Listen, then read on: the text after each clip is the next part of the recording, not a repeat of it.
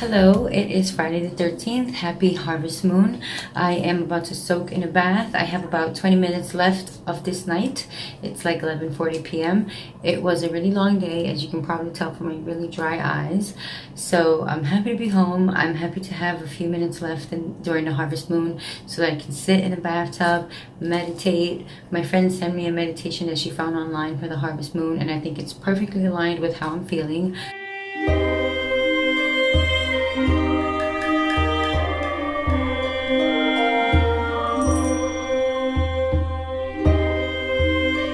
I am where I need to be in life.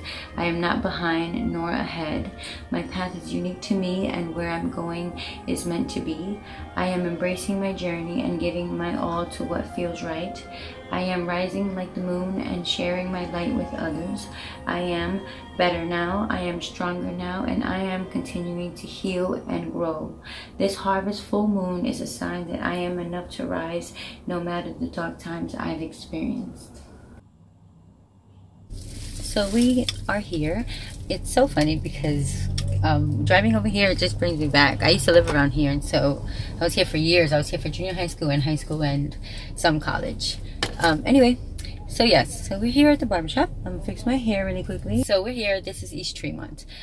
Driving, I took Grand Concourse to come here, and so driving through Grand Concourse, passing my junior high school and the block I used to hang out with my old friends, it just brings back so many memories. I lived in the Bronx for junior high school and college, well, some college.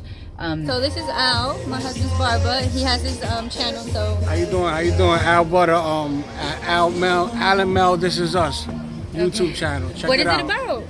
A lot of different things.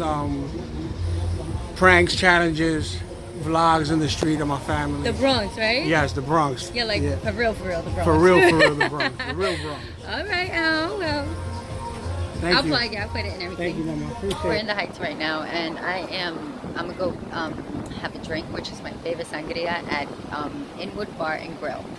So I love that sangria. It's frozen, it's delicious.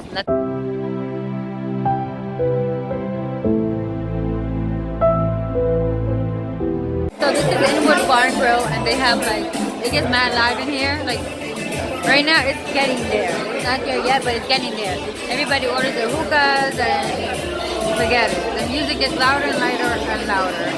This is why I come here. So delicious. And also it be popping in here, I ain't gonna lie. It's pretty cool to just people watch. We are now going to John's friend's engagement party in Long Island City, in a little rooftop hotel party here that she's having. I changed my dress to a little polka dot dress here, and you know how it goes. So it's nice. It's a nice view. There's a lot of fresh air up here, and this drink was $12, so not bad.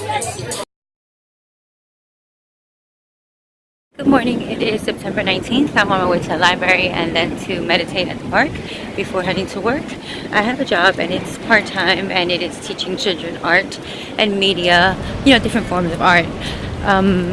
So it's part-time, but it has made me realize that even a part-time job, with a part-time job, if you're a creative person that does her own thing on the side, that little part-time job, it takes away from your hours a lot, and so you really have to hustle to still keep yourself afloat with your own projects and your own dreams. Anyhow, so I'm going to the library to return a book that was due yesterday, so I owe a quarter, and to pick up another book that I borrowed, and I have it there on hold.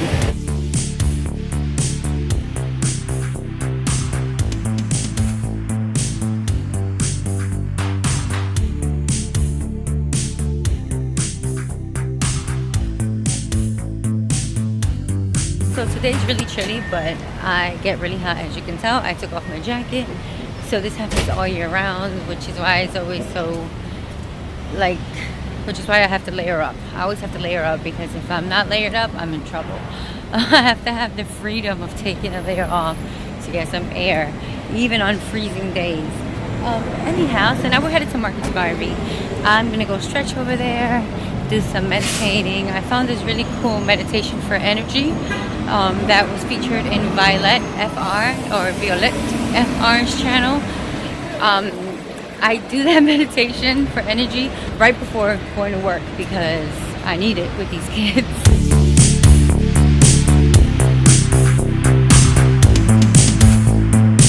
So I'm in Marcus Garvey and it smells like fresh cut grass. They must have just cut the grass. Oh, there he is. He must have just cut the grass. I don't know if he's coming on the shot, but anyhow, so I'm going to try and climb up there so that I can be at peace because I want to meditate with my eyes closed for 3 minutes. And I know better than just to be in New York anywhere with my eyes closed. Like anything can happen. So I want to be far up where I don't have to be so paranoid about having my eyes closed out in public. But I'm keeping my shades on because I don't want anyone to know that my eyes are closed.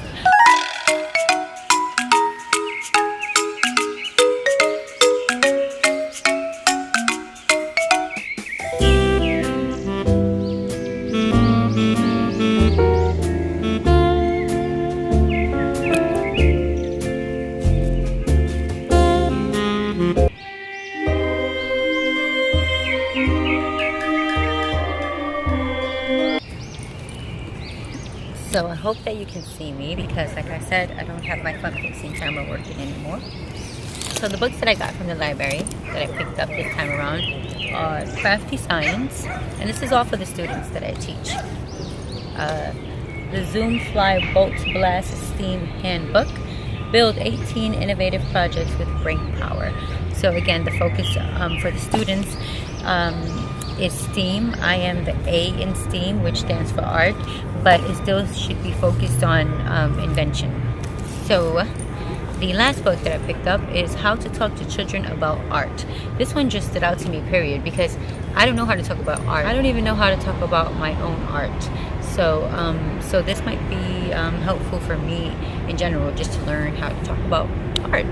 So I'm in Century 21. It's Saturday, the last weekend of the summer, and it happens to be a beautiful weekend. So I'm wearing kind of summer clothes with fall colors. Anyhow, we are in Century 21 because John was looking for a belt. And before coming here, we went to see Ad Astra with Brad Pitt in Lincoln Square down the block, and that's my favorite movie theater. I love that IMAX. It's home. It was good. The movie was alright. It was like if the commercial was 2 hours long. That's how it felt. It's really quiet, really introspective, but I enjoyed it. Anyhow, oh, ouch. Anyhow, so when we leave Century 21, we are gonna go to Red Hook, Brooklyn, to have some lobster rolls.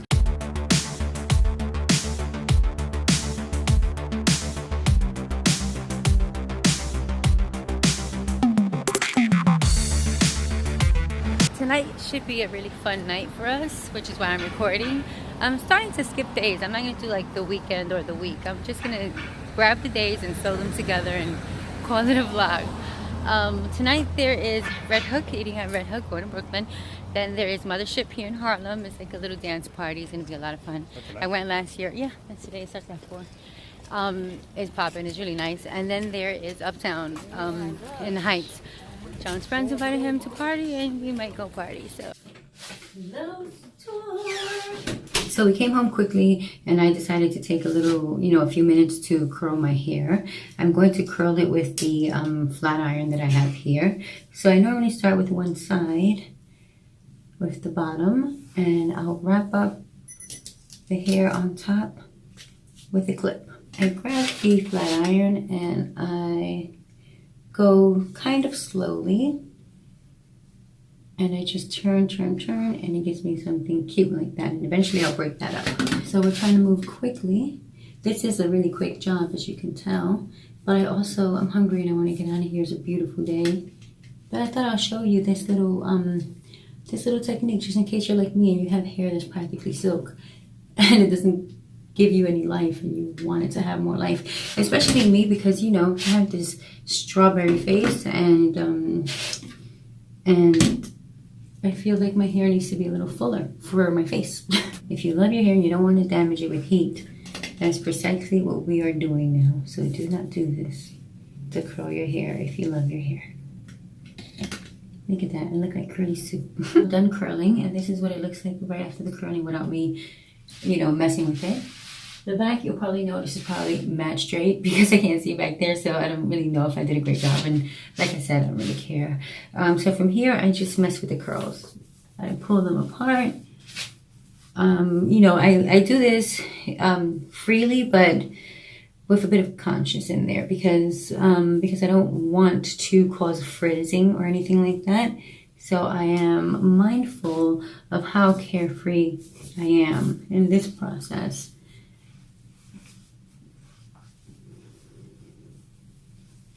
And from here, it will get really, really cute throughout the day. Right now, we look a little vintage, a little 70s. That was an accident. But, you know, every day the girls do what they want to do. They do their own thing. That's the side. That's the back. Now, I am going to spray it down with Moroccan Oil Luminous Hairspray and extra strong hold. Like I said, it's mainly just for the smell.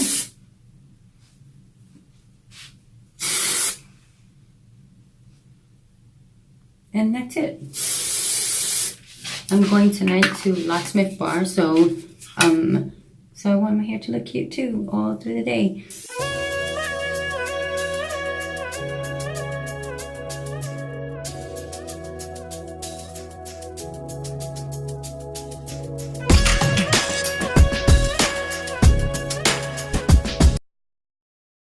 Only the rolls were good, that's it. Crab dip with me, old girl. No, the crab dip was good. But the macaroni and cheese sucked. Yeah, it was whack. My review of Red Hook lobster roll is the same. It's not terrible, but it's not all that. I came over here because I saw it featured in Bobby Flay. He was with his daughter, you know, in the cooking channel, and they went there and they said they loved it and blah blah blah. I should have known they were not being 100%, or whatever they were given was different than what we were given.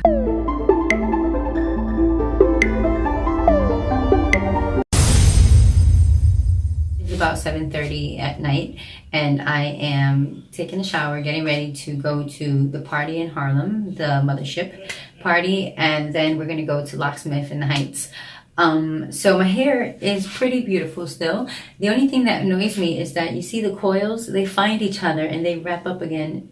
They wrap themselves up in each other. And so I have these like Shirley Temple coils and I have to separate them like a million times because they keep finding each other. But it's okay because it still looks cute and fluffy. I have to wrap it up quickly. So I'm going to use this little rag underneath, and then I'm going to top it with a plastic shower cap. If my hair gets wet, it gets straight immediately. So I have to try my best not to get my hair wet. So I don't really know what I'm doing here because I never try to keep my hair from getting wet. She's pissed, right? My husband is watching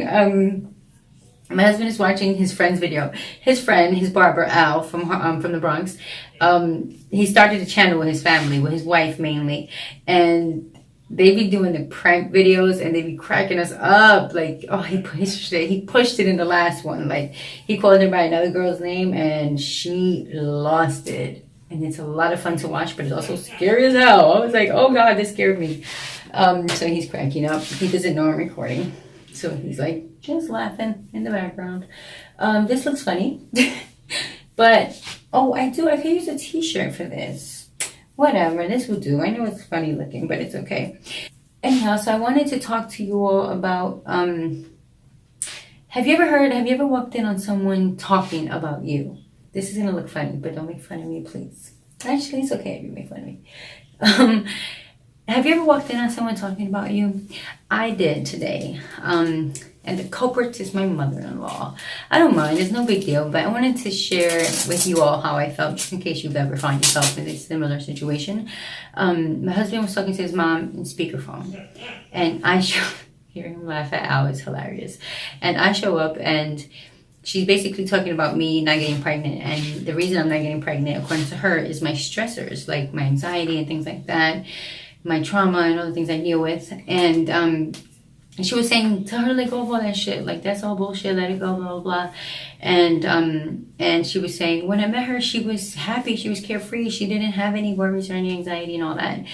And, you know, saying now she has it or whatever. And that's why she's not getting pregnant and stuff like that. And I felt anger rising, but it was more just pressure. Like, I felt pressure to have a kid. It made me feel like people were talking about me not having a kid, and I can feel it. And just as it was rising, like, I swear, I was rising 10 seconds and then I killed it. I was like, everybody's mom thinks that they know everything. Everybody thinks that they know everything, first of all, not just mothers, but people in general. They swear they know it all. So I told my husband I'm going to talk about this in a video, not to offend him, not to offend her, not to offend anybody, but this is my life. You're talking about me having a child, and I want to talk about it in my video. So of course he was cool with it, but it's not like I'm upset or anything like that. I'm not upset. Like I said, it made me feel odd that someone was talking about me in that capacity, but I'm going to see if this helps. No.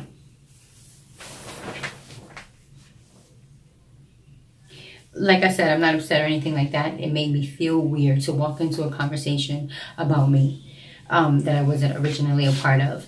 But then again, I have these beliefs that people are entitled to their opinions, I guess. And whatever she says about me, it's just words coming out of her mouth. You know, it doesn't mean anything to me. It's not like it's going to affect my life in any real way. And also, there's this saying that I truly believe in, and I kind of sort of live by. What people say about me behind my back is none of my business. I cannot care about what people say about me.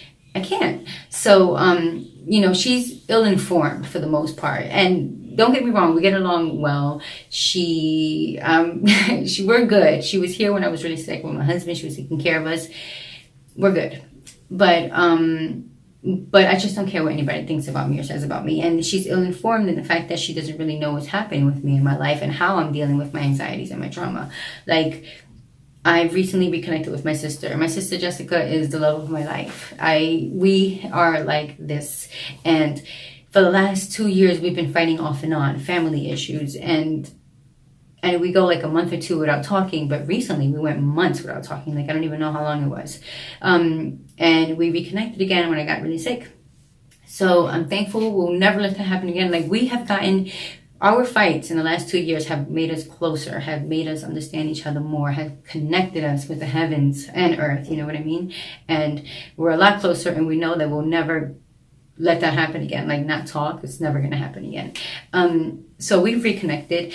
My mother is, I guess, the biggest trauma in my life. Like, the biggest pain in my life would be my mother. I haven't talked to her in a long time, years, because I was angry. And my sister's very forgiving, and my other siblings are forgiving of my mother, but I couldn't. And I always wondered, and I even asked, like, this guys, how on earth do people just forgive? Like, you have these people that go into churches and shoot up the church, and then the people that they've killed, their family members forgive the murderer and things like that. I have no clue how they do that. And I wonder if it's just as simple as saying, I forgive you. And it doesn't feel right. It never felt right, and I never felt it. I never thought I'd see the day where I forgive my mom. But for the last 3 weeks or so, I've been thinking about her and seeing her life through heaven's eyes, I guess you can say. And I've been seeing her totally differently. I've seen her story in a whole different scenario. And while she did allow a lot of suffering in my home, there's a lot of good things that she did. I think she instilled my toughness and my survival instincts. I think she instilled that in me. I'm thankful for all the good things that she did for us. And I forgive her for the pain that she caused. And I texted her the other day and told her that, because still to this day, I can't talk to my mother. It's still a very soft spot. She's still a very soft spot, to the point that I can't tell her how badly I'm hurt, only through text message. So face to face is difficult. We can't have any serious conversations because of me, because I can't get the words out. So through text message, I sent her literally that exact thing. Thank you for the good that you've done for me, and I forgive you for the pain that you allowed. That's how I worded it. And she replied with this whole big thing, and I didn't say anything. I just sent her like sunflowers emojis and that's it. And every once in a while she'll say hi because she knows that she can't push it because she knows I'll just like block her or something. So she literally just says, hi, I love you, have a nice day. And I say, thank you. And I send another sunflower. That's where we are. But the truth is that I do forgive her, and it finally happened, and it just came to me naturally. And I'm 38 and it came to me way off in the future, but I'm thankful that it came to me because I'm seeing things a little differently, and not just with my mother, with Earth, with everybody. So my mother-in-law doesn't know any of these things. I haven't told her any of these things. My husband doesn't really share my business like that, so I doubt that he's told her anything. And hear her talk so strongly about me, like she knows all the answers, it's what gave me power to just be like, that's nothing. And the only reason I'm talking about it now is because it might help someone out there. When it comes to children, I don't give. Like, I don't care. If I get pregnant, cool. If I don't, cool. I am very, very happy. I love John. I love my nieces. I love my sister. I love Harlem. I love my home. I love being on Earth. So a kid is not something that I need. I don't have those instincts. I don't have that. You know, sometimes I think I don't even want a kid. Like, straight up. I'm so happy that sometimes I'm like, a kid is going to come in here and fuck my shit up. But I don't know if that's true. I work with children now and they drive me up the wall, but they do give me a lot of purpose. It's a strange scenario. It's weird, but I don't give a fuck. Like, I'm not out here dying for a kid. So, you know, so she is just ill-informed. She was having a moment of inspiration. She was just feeling it and she went with the flow. I think that John said that he said something like, we're going out tonight. And she said, yeah, go out. You don't have kids. And then from there, I guess the topic, you know, about having kids became a topic rather. Anyhow, whatever, let me jump in the shower before I make it more late. What I want to do is cut this shirt up. So this is a silk long sleeve blouse, brand new. When I bought it from the thrift, it had its tags. I never wore it. I tried selling it, it hasn't sold. So I want to wear it tonight with my baggy dark gray or light black baggy Wrangler pants and my Doc Martens strap-up sandals. So I'm going to cut the top off and cut off the cuffs because they look too cuff and fancy, and turn it into a crop. So it's going to be very silky, very free, very sheer.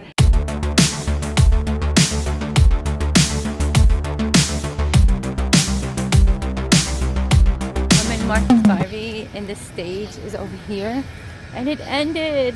Mothership ended. I missed it. I'm so sad. It's mad fun. Like, it's just a vibration of people just moving and grooving. The music is dope. The lights are dope. It's a real fun time. And I missed it because I came too late. It's like almost 10. I could have sworn it lasted late last time. But when the sun goes down, you know, it's a little confusing to me. I don't know what time it is anymore. Anyhow, this is the stage. Steps behind me. And that is the stage there. The lights are still on, so anyway, it's over. So I'm gonna go to Locksmith now with my man. Hon, can you give us advice for girls walking in the park alone at night? Don't do it. I don't like to do it.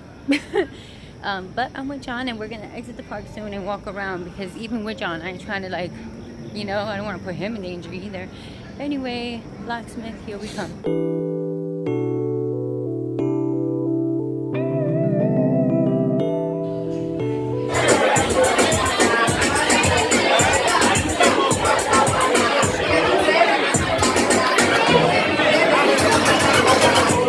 This was my first time at Locksmith, and it was cool. They played all the 30 and over hits, which I fucking love, because, you know, 90s and early 2000s, it was pretty cool.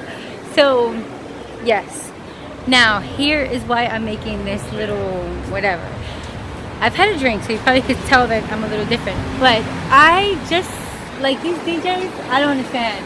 I guess they're just doing it and they're going with the flow of the community. People cater to their community, and I know that. I know that people cater to their community. DJs cater to the community, you know, get that crowd hype. But it's been like 4 different DJs already that I have, you know, I go up to them and I'm like, yo, play this song for me. And he's like, St. John? Who's St. John? And I'm like, oh my God. If they don't know the artist, they're not going to play the song for me, and I understand that because it's, you know, it's a risk at that point. It could be like some whack ass dude and it'll kill the vibe. But it's St. John. How can you not know? Like, I figure, like, if it's a DJ, you got your ears to the street and you know what's popping and you know who's cool and who's coming up. St. John is so dope. I'm gonna go see him in December. I bought my tickets yesterday when they went on sale. September 20th, I was on there. But I just don't understand it. Because I love him so much and he's such a vibration. Like, he's a rap artist, but his beats and his flow and everything is so fly and so different, and I love him. So I just want St. John to know, if St. John was to ever watch this vlog, that I have put like about 4 DJs so far, because we don't go out that much, so 4 DJs on to him. And I'm like, okay, you're not going to play him, you don't know him, so I understand. You're not going to play my request. But go home tonight and Google St. John and just let it rock. And you're welcome. Like, I don't know. I'm back in Harlem and I'm reflecting on the night.